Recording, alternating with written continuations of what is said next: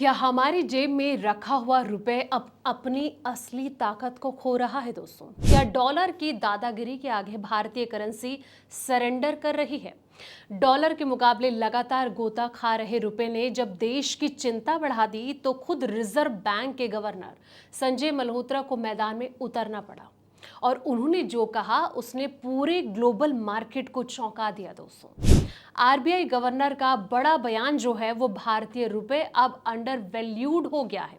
यानी कि रुपए जो गिरावट दिख रही है वो हकीकत नहीं बल्कि बाहरी तूफान का असर है। इसके साथ ही गवर्नर ने सट्टेबाजों को खुली चेतावनी दी है और आरबीआई के पास 700 अरब डॉलर का खजाना है और रुपए को संभालने के लिए जो जरूरी होगा वो किया जाएगा। तो क्या डॉलर पर पलटने वाला है रुपए का पासा? क्या यहां से फिर मजबूत होगी हमारी करेंसी? तो देखिए हमारी ये सुपर एक्सक्लूसिव रिपोर्ट। नमस्कार, मैं हूं आपके साथ संध्या बिष्ट और आप देख रहे हैं द इकोनॉमिक टाइम्स हिंदी। दोस्तों, साल 2026 में अब तक भारतीय रुपए जो है अमेरिकी डॉलर के मुकाबले करीब 7% कमजोर हो चुका है।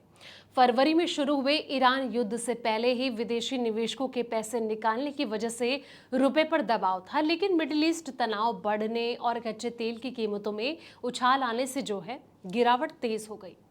आरबीआई गवर्नर संजय मल्होत्रा का ये कहना है कि हाल में रुपए के गिरने के बाद जो है अब ये करेंसी ज्यादा महंगी नहीं लगने वाली है, बल्कि ये कम मूल्य वाली यानी कि अंडर वैल्यूड करेंसी हो सकती है। 200 रुपए जो है हाल के दिनों में डॉलर के मुकाबले काफी ज्यादा गिर चुका है और 90 के पार जो है वो चला गया है। लेकिन गवर्नर का ये कहना है कि बाजार की जो ताकतें हैं वो ही तय करती हैं कि रुपए की सही कीमत क्या होनी चाहिए। आरबीआई जो है किसी खास लेवल को लक्ष्य नहीं बनाया जा रहा है और इस गिरावट की जो मुख्य वजह है वो रुपए की डॉलर की ज्यादा मांग रही है। विदेशी निवेशकों के पैसे जो हैं वो निकल रहे हैं और तेल जैसे आयात महंगे हो रहे हैं। अभी भी गवर्नर ने ये भरोसा दिलाया है कि भारत के पास जो है मजबूत विदेशी मुद्रा भंडार है जो कि रुपए को संभालने में मदद करेगा। दोस्तों, आरबीआई गवर्नर ने इसके बारे में एक इंटरव्यू में जानकारी दी। उनके द्वारा ये कहा गया कि रुपए की गिरावट के कारण जो है रुपए के कमजोर होने के पीछे कई फैक्टर्स हैं। सबसे बड़ी वजह जो है वो है डॉलर की बढ़ती मांग। विदेशी कंपनियां और निवेशक डॉलर खरीद रहे हैं, साथ ही अंतर्राष्ट्रीय बाजार में कच्चे तेल की जो कीमतें हैं वो बढ़ी हैं और भारत अपना ज्यादातर तेल विदेश से मंगाता है। ऐसे में डॉलर की जो जरूरत है और बढ़ती जाती है। आरबीआई गवर्नर ने साफ तौर पर कहा कि बैंक जो है किसी फिक्स्ड लेवल जैसे कि 100 रुपये प्रति डॉलर को बचाने के लिए नहीं लड़ रहा है।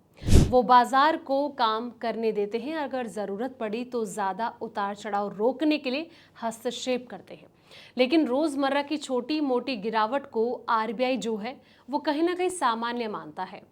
रुपए अब अंडर वैल्यूड क्यों होता जा रहा है और कहीं ना कहीं इसका जिक्र आरबीआई गवर्नर ने भी किया है। जी हाँ दोस्तों, आरबीआई गवर्नर संजय मल्होत्रा का ये कहना है कि हाल की गिरावट के बाद जो है रुपए नॉमिनल और रियल इफेक्ट एक्सचेंज रेट दोनों ही हिसाब से कम मूल्य वाला हो गया है। मतलब ये पहले से ज्यादा सस्ता हो चुका है।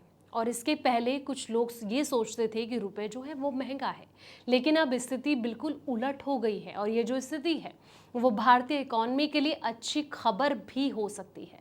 सस्ता रुपए निर्यात को बढ़ावा दे सकता है, विदेशी सामान महंगा पड़ने से स्थानीय उत्पादकों को फायदा मिल सकता है, लेकिन आयात पर निर्भरता जो है वो कंपनियों को महंगाई का सामना करना पड़ सकता है।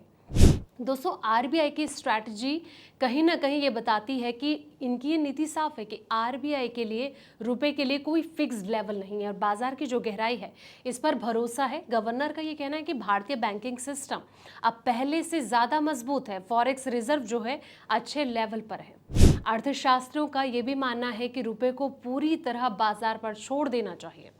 जरूरत से ज्यादा हस्तक्षेप से जो है भंडार घट सकता है और फिलहाल जो रुपए है 90 के ऊपर है, लेकिन लंबे समय में ये भारत की मजबूत बुनियाद के कारण जो है वो संभल सकता है। सरकार और आरबीआई मिलकर जो है इकोनॉमी को मजबूत बनाने पर काम कर रहे हैं। दोस्तों, निवेशकों को आकर्षित करने और निर्यात बढ़ाने के प्रयास जो है वो जारी है और आम आदमी के लिए ज़रूरी है कि महंगाई पर नज़र रखी जाए। लेकिन जिस तरीके से आरबीआई गवर्नर ये कह रहे हैं कि रुपए को बचाने के लिए चाहे कुछ भी करना पड़े वो हम कर सकते हैं। आपको क्या लगता है, अगर रुपए इसी तरीके से पिटता रहा डॉलर के मुकाबले तो आने वाले वक्त में गवर्नर जो हैं आरबीआई के द्वारा क्या कदम उठाया जा सकता है? कमेंट सेक्शन में अपनी राय जरूर दें।